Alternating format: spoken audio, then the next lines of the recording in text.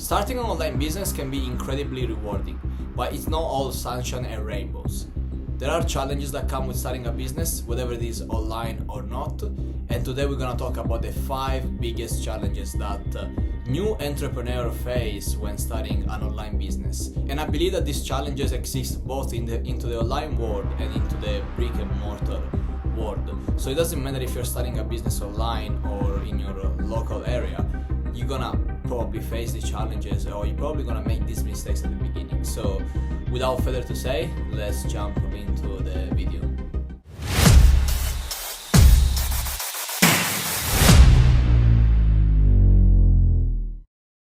I am welcome in this new video. Today we're gonna talk about the biggest challenges online entrepreneurs face and how to overcome them.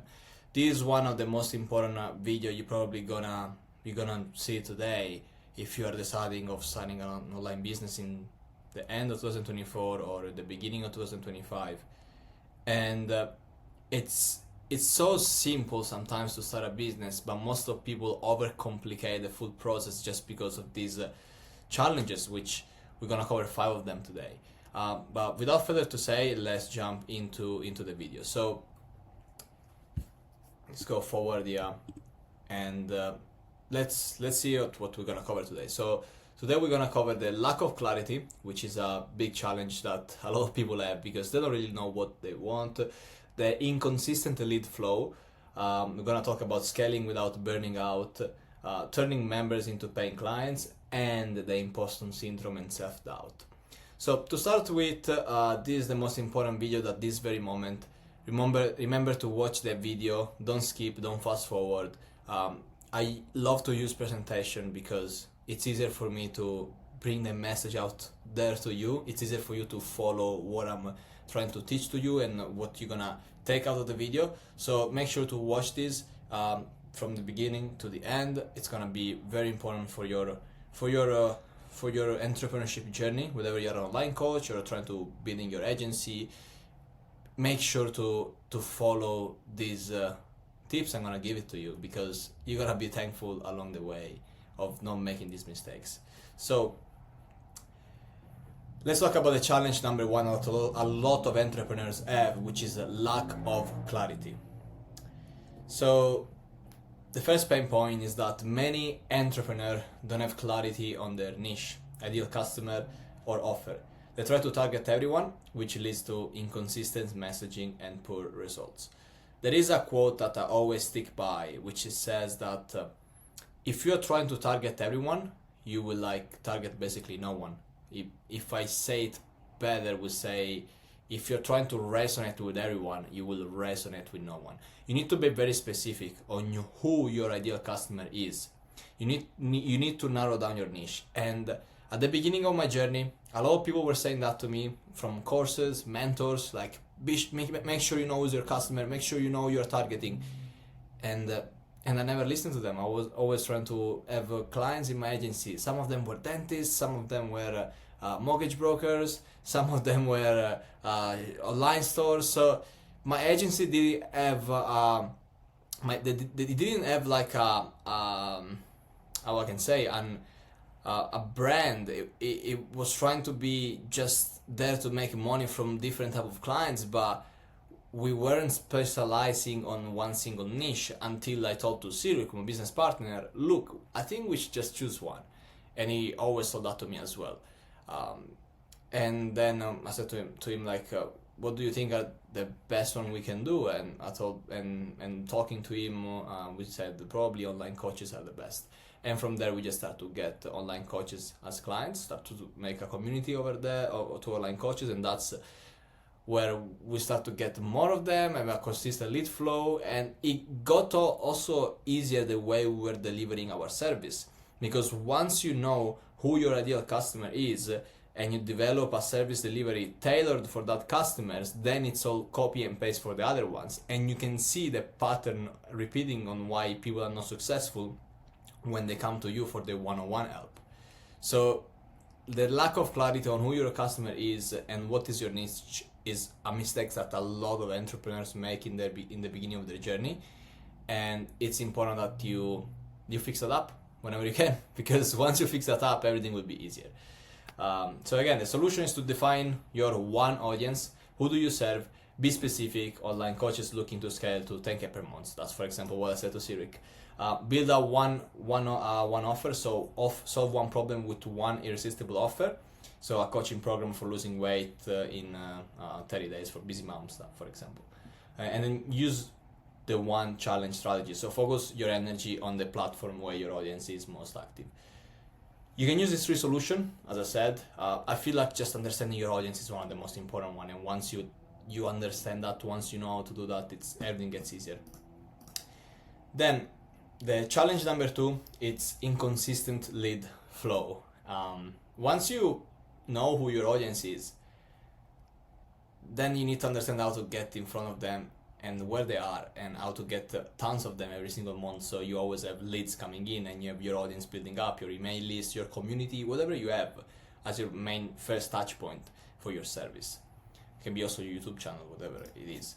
So online entrepreneurs often rely on sporadic lead generation tactics, leading to feast or famine cycles. So basically, you do not have a funnel in place, which means that basically you're trying to just to get people into your one-on-one sometimes program, which I feel it's wrong, because some customers won't be ready to pay you $2,000 a month or $3,000 a month or $5,000 for 1 year of your service, because they don't have the money yet.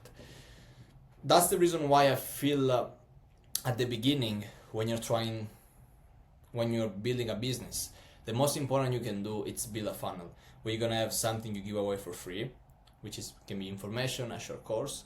Then you're gonna have something that is like a first touch point where you ask for probably for a monthly membership for a course, or to go inside a community for $27, for $49, and then after that you have the one-on-one. And at the beginning, in the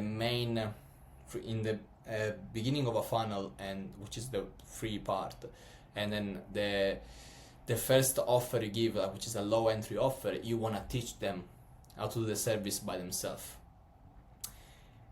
And after you teach them, the idea is to make them become good on what they gonna already with your service. So when they want to scale, they come to you. You want to teach them how to fish. You don't want to fish for them. That's another quote that it's very powerful and made me understand not everyone is ready for your one-on-one help. And some of your clients that you're gonna bring in, whatever it is, online coaching and teaching them how to lose weight, or you're an agency and you're trying to get online business, like e-commerce business, to get your help, some of them are not really serious about that. They might be willing to pay the $27 a month for the membership and look more into it until they understand there are challenges and it's not easy to run a successful business. But once they go into the one-on-one, sometimes that's one of the problems a lot of people have when running a business. They don't have a structure. They don't know how our clients come in their business, how they become leads, and then how you sell the first, the second, the third product, and then they become high-value clients. So they don't have a funnel. And they come to you as an agency owner or as an online coach. Like, for example, I'm talking from my perspective when I help online coaches. When they come to receive my help, they don't have a funnel. Like, they just coming in asking, oh, can you help me in finding more clients? And the mistake I was doing was like, yeah, give me $1,000 and I'll help you a month, and I'll help you. So we're signing them for $1,000 a month, running ads, and they weren't able to close them because they were expecting that once a lead comes in, it gets a client straight away. It doesn't work like that. You need to be able to nurture these leads are coming into your business, whatever business you have in, because some people might be ready to purchase now, some people won't be. And if you don't have a structure in your business on how everything works, for example, if you are an online coach and you think that for weight loss, and you think that the clients will go into your free community and then book straight away a one-on-one call, it doesn't work like that. Some people take more time to warm up and get ready for the one-on-one service. And the best thing you can do at the beginning of your journey is work on your funnel having a funnel in place where you know where the first touch point is and you know where the last one is, and you have tactics on getting people to get into your funnel and then book a call with you, so then you can sell your one-on-one service or the membership for a community, whatever it is. For online coaches, I highly suggest communities. For Shopify stores or like agencies, I suggest to have for agency I suggest even a community, because if you have an agency and you get ideal clients, to teach them why they need marketing and stuff like that, bringing them to a community can be very powerful, or having an email list where you give like something for free, or you just go free service. But for e-commerce store, I guess it's about getting a test product out there, giveaways, a powerful strategy, get them into email list, and then like go with email marketing and paid strategy and retargeting marketing as strategy as well. So it's about a funnel. Like I can talk here for strategy for as long as I want, but if you don't have a funnel in place and you don't know what you're doing in each part of the funnel, and you don't look at the data on how to optimize this funnel, then it's not gonna work. So make sure you have a funnel in place, and that will like give you a better and consistent lead generation, more consistent lead flow into your business. So again, you need, for example, what I do is like the solution can be building up a community first with school, where you nurture the leads, and then you just knock up with a community or building relationship more than just capturing leads. Then you can create a lead magnet, so a free ebook, workshop, or mini course that solves a small but specific problem for your target audience. And that can be also in the community, like a short course, whatever it is. And then you can automate lead nurturing using email sequence or community posts to provide value consistently and guide prospect to your offer. Do not think that someone, just because they sign to their community, then they're gonna pay you straight away. It doesn't work like that. It takes time. It's like when you see a new pair of shoes, you're probably gonna see, oh, I need a new pair of shoes. You go look, and then after 1 month you buy it. Do you think the big brand is gonna give up on you because you just look at them once and then you didn't buy them? No, they know that probably you're gonna buy them after like a bit. That's how it works. And yes, some people will be ready to buy straight away, some people won't. So that's one thing you have to understand, and it's important to understand. Then the challenge number 3, which is scaling without burning out. And that's again, when you have a funnel in place and you know how it works, the funnel, and how everyone comes into the funnel, it's way easier to scale without burning out, because you have more clarity on what you're offering and how people are coming into your business. And once something's not working out and you look at the data, you know where you're failing. So data in business, and that's why most of people are not successful, because they don't look at the data. But let's go into challenge number 3. Entrepreneurs often try to do everything themselves, creating content, handling clients, marketing, and admin work, leading to overwhelm. Now, when you start out, it's fine. Don't get me wrong, because you're trying to make it, and you're trying to build this business. So it's fine to do everything by yourself. But let me tell you something. Once you want to scale, you need a team, and that's when agency comes in. That's when you want to hire someone to do the work for you. That's why it's important to have to build a foundation of your business right at the beginning. And I probably didn't put here in the presentation, but if your foundation are not strong, when then you're gonna try to scale, it's not gonna work, because you're gonna hire someone to do a job, and because you don't have foundation, you don't have like brand guidelines, you don't have avatar, then you're gonna try to get them to deliver the service for you, and they won't do it. So make sure you have your foundation ready when you start to that. So what are the solutions? So you need to simplify your business module. So focus on scalable offers like group coaching, membership, or digital products. So that can be even a better one, when you have like a model which is easy to spread around. You know, like for example, for e-commerce stores, sometimes when you sell physical product, it's very hard to scale, because you need to buy it. There is a lot of expenses related to that, and you can't really like it. You can scale it, don't get me wrong, but I feel like once an e-commerce store reaches like a potential of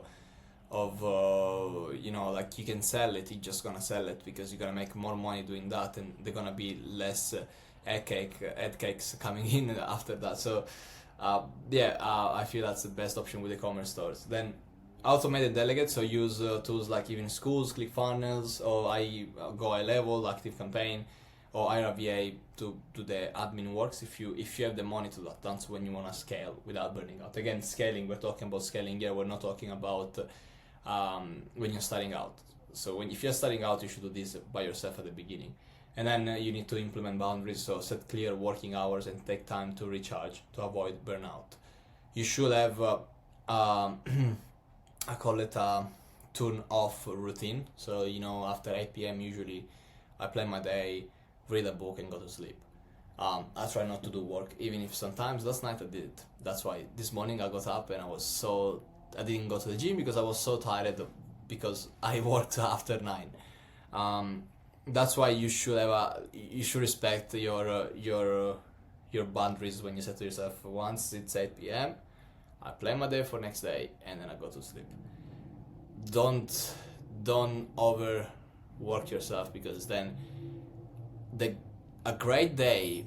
That's why I feel like a lot of people say that the good days is you can see that good day by the morning, and you set up a day from the morning. But I do believe that the day is set up in the night before, not in the morning, because if you are, again, it's about foundation, and as in business, in life, and that's just like a small example. But when you have everything organized the night before, and you take that 30 minutes to organize your day the night before, the morning, everything, the day, then when you get up, you already know what you're doing, and you're already like on the hunt, ready to go, and everything is organized, and you go to sleep get that 8 to 7 hours of sleep that night, go to sleep at 9 and get up at 5, go to the gym. If you go to sleep even at 11 p.m., then it's going to be very hard, especially when you use a lot of your mind to get up at 5. And that's when burning out comes, when people you can do it for 1 year, 2 years, but you can get used to, but your body eventually will fail, because if you get less than 6 hours a night to sleep, it's not good for you. It's not good for you at all. So make sure you take this in consideration when wanting to scale and when to start an online business. Do not overwork yourself, and be smart with your decisions. Challenge number 4 is to turning members into paying clients, and that's a big one. So many entrepreneurs attract free members but struggle to convert them into pay clients, and I see this a lot of times. It's easy to get people to get your free stuff, and most of the time the reason why you can turn someone from free to paid is because your free product is not good enough, or everything you're giving to them is not good enough. It's easy to say, the lead quality is not good. Don't think so. Don't complain to Facebook because it's not giving you enough good leads, or whatever platform you're advertising on, or you think people don't want to pay more. Bro, most of the time it's your service, most of the time it's your free product, and people don't want to buy because you just didn't gain their trust, and you just need to become better. The solutions for this: so use a value ladder. Start with free value like community access, and then upsell to low cost offers, mini course, and finally to IT offers. So that's another thing. People offer straight away the iTicket service to their clients. So they go from free to like a $2,000 program for a month. People are gonna say that's so expensive, I get a free product, but I'm not gonna pay $2,000. But if you give a mini course for like $39 now, they say, okay, the free $39.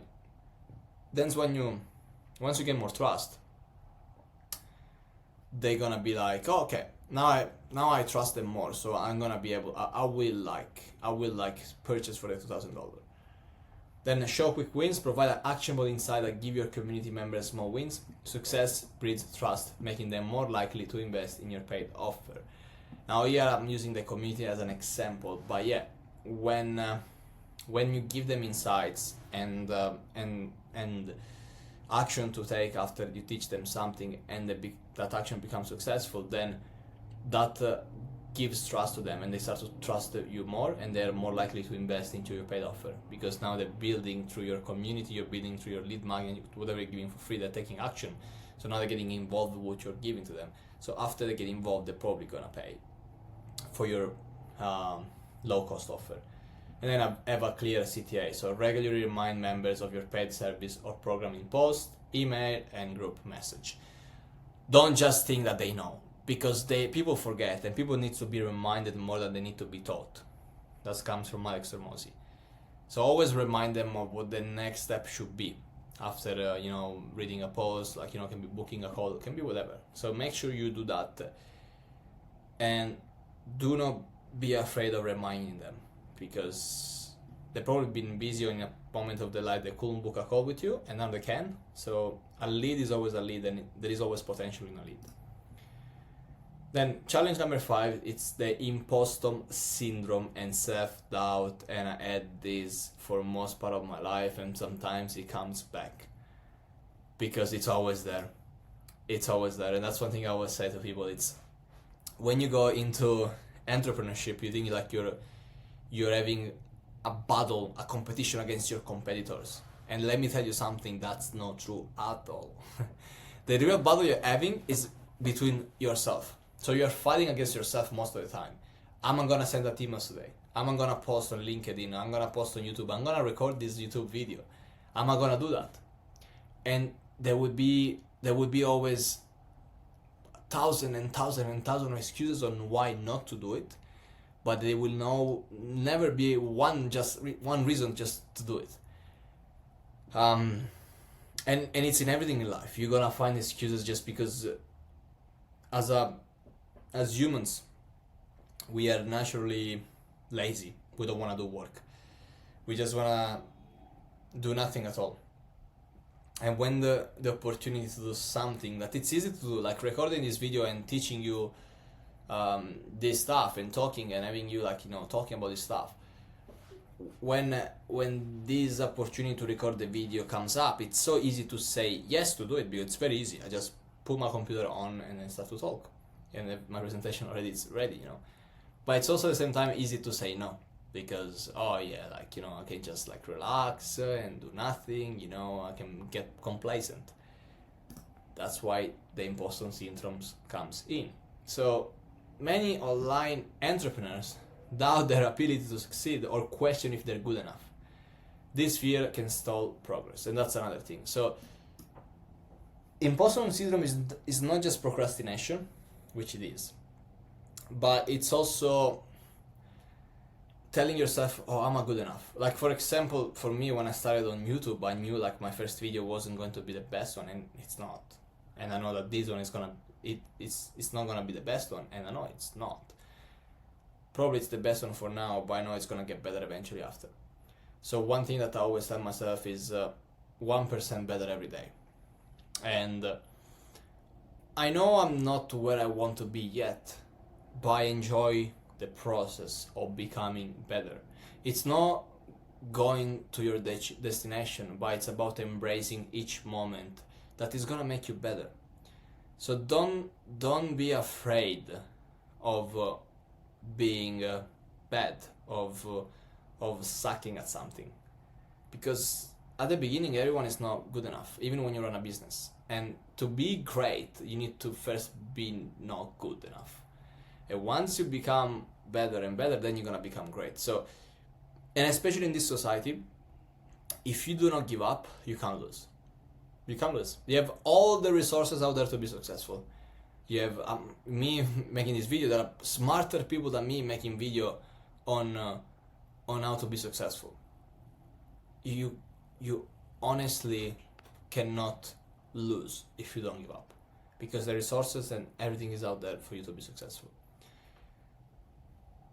So the solution is to celebrate small wins. So reflect on every success, no matter how small, to build confidence. Focus on service, so shift your mindset from am I good enough or to how can I help others today. So always put other people first, so your clients first, so you would become better because you're trying to help them instead of questioning if you're good enough. Surround yourself with the community, so join or build a community like school, where you can share challenges, celebrate wins, and stay motivated. And even when in the community you just get probably one client for that month, just be happy with that, or you get 2-3 clients in a week. Like for example, us at the moment we have like 46 members. But I'm so happy. Like, you know, I started like 2 weeks ago. I'm on 46 members, and it can seem like a small number, but celebrate that, because I know that our community will go to 1,000 members, and I know like 700 of them, probably 850 of them will be paid, and I know I can give them so much value, and I can help them so much only if I don't give up. And that's the only thing you have to keep in your mind. Don't give up. Become better every day. You maybe know where you want to be, but I'll tell you something. Once you understand who you want to be, who you want to become, what you want to do in your life, then the journey should not be about the destination, but it should be about the journey, about becoming better and appreciating every day that you live in a country that gives you the opportunity to achieve your goals, because in some country you can't. So be grateful and just try as hard as you can to become the best version of yourself, and you will help a lot of people if you do that.